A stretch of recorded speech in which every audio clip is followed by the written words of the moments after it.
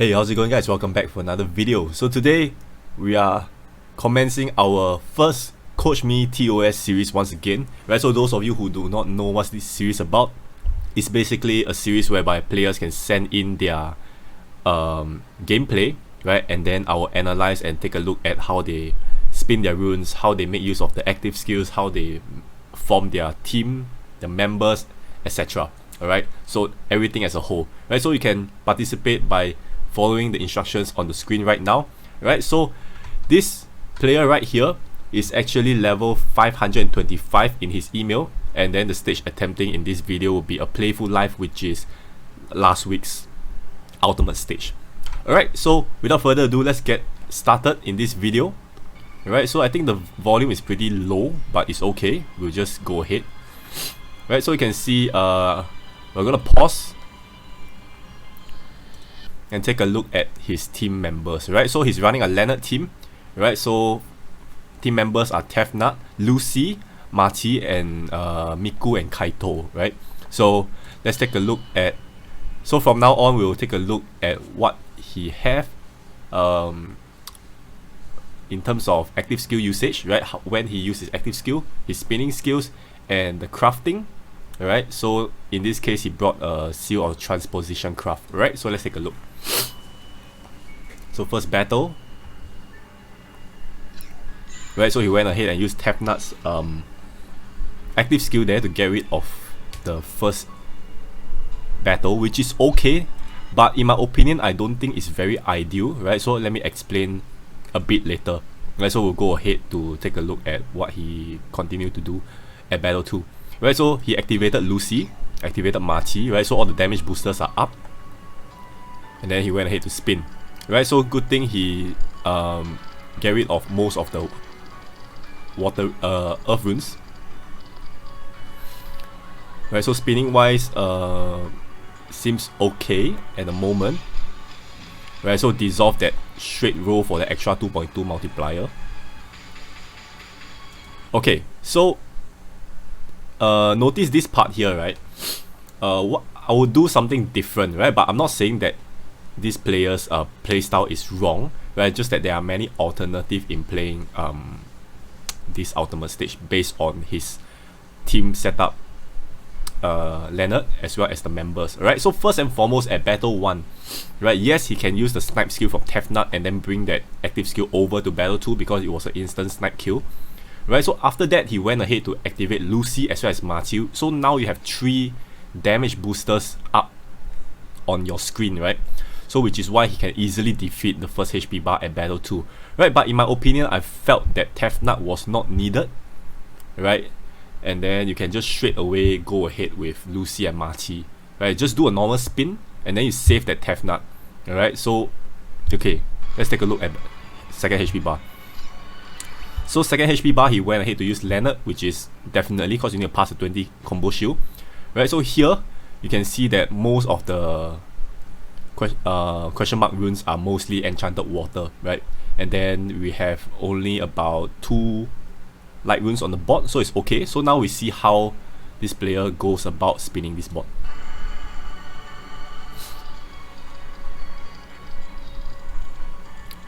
Alright, so you can see a bit of stacking there. Right, that first straight row of water is for the 2.2 multiplier, right? So you can see it could have been better, I feel, in terms of the spinning, right? So you can see, you notice here the bottom there's 1 row of water runes, so that's for the booster, that's fine, right? So you can notice that all these question mark runes all on the top is actually water runes, right? And then he's clumping it as a whole once again, right? So for Leonard, usually the one that really wastes the combo is that 1 straight row of water runes, right? You lose a bit of combo there. So after that, you should try to separate your runes as much as possible. So if you notice here, he can actually shift, do it either 2 ways. Either you spin it vertically, right? 1 set of water, 1 set of earth, 1 set of water, right? Or you can do it horizontally, right? So vertically is more ideal because you can trigger amelioration from Lucy as well as Marty, right, for more damage, right? So alternatively, he can, as what he do now, he's doing water, earth, right? Or you can do water, earth, water to get that extra combo, right? So usually all these are the small nitty gritty stuff, but over the long time it actually increases your overall initial combo in terms of spinning, right? Right, so you can see that one whole entire chunk of water could have been one extra combo for that extra damage, right? In certain situations, that extra one combo might be a make or break in certain stages. Alright, so we're moving on to battle 3. Right, so this is where I would suggest this player to actually use the Tefnut active skill, right? So previously it was kind of a waste of active skill in my opinion. Yeah, because at that stage, at battle 1 is more or less you're supposed to just do a normal spin and then kill, right? So maybe the player plan was to bring the Tefnut over to the first HP bar of battle 2, right, to use it there as well, right? But as I mentioned just now, it might be already overkill, right? So if you take a look at this board right here, right, the Electrify Wound is actually pretty easy to solve here, right? It's actually a very forgiving board already, right? So imagine in this situation, you have one Dark Rune at one corner, and then the other two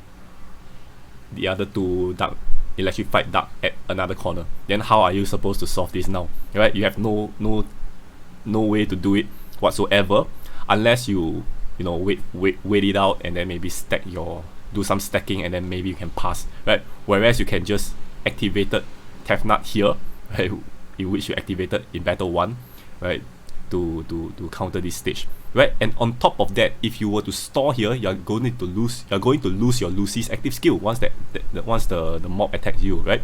So once again, in this situation, yes, it's ideal because you can do a simple stack and then that's it, but usually you want to save Tefnut for this stage. Okay, so you can see here, I'm pretty sure this player being level 500 plus, right, is really considered a veteran player. So you can see that in terms of stacking wise, he's doing a very good job on it, right? So you can see here, as what I mentioned, this board here is very easy to stack, and then he went ahead with the compulsion, right? So compulsion here, I believe, is for the enchanted board later in the battle, okay, because the next stage is enchanted quintet, okay. And then, in my opinion, I think Seal of Transposition is not a very ideal transposition craft, right?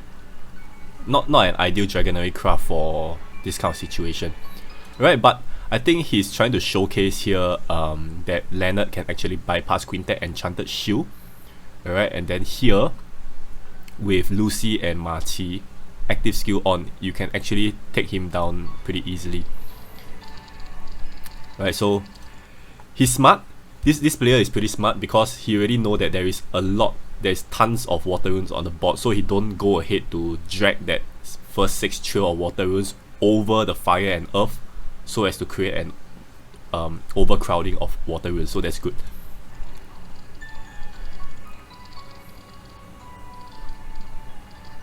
Right, so I think he kind of last minute forgot that, oh, I need to do an L shape. So there we go, there's an L shape there, and that ignores the quintet.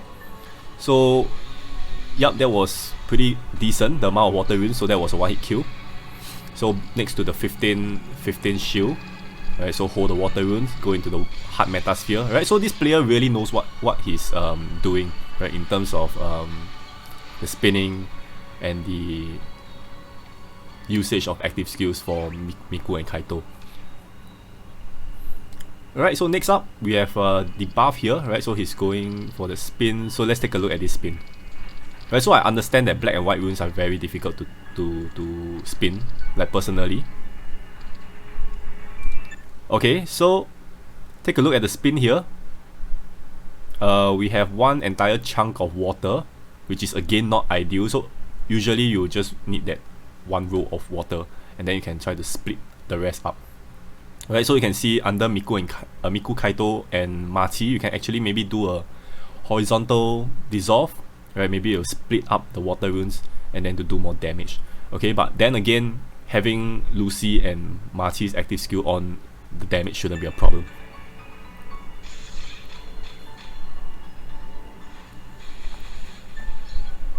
Okay, so with that, we have most of the active skill back up.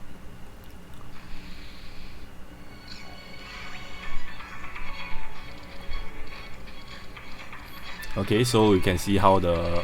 Okay, I'm not sure whether this is a spinning mistake or what, but look at the bottom part of the board.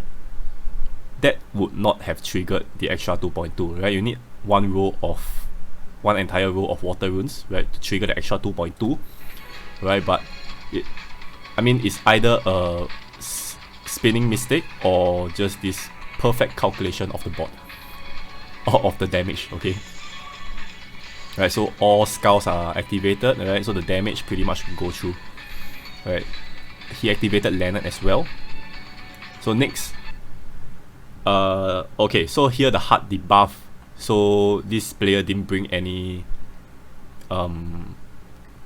effect removal, right? So he's planning to just push the debuff off the screen, right? So one reason why he might turn on Tefnut right from the beginning is because he wants Tefnut to be ready at the end of the battle again, right? That might be a chance, right? So if the this particular player that I'm reviewing, right, is watching this video, right, you can leave it down in the comments below.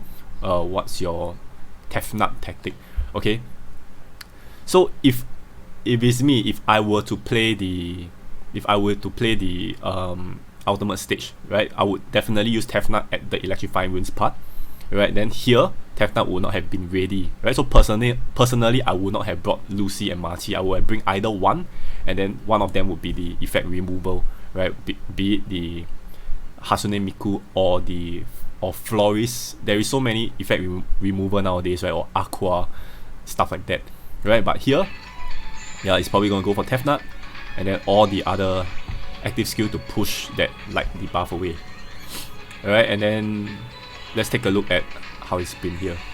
Right, so I think a lot of players tend to forget that there is permanent mass shields, including myself. Alright, so that was a 3 combo, but it's okay because of Leonard. The amount combo is still pretty decent.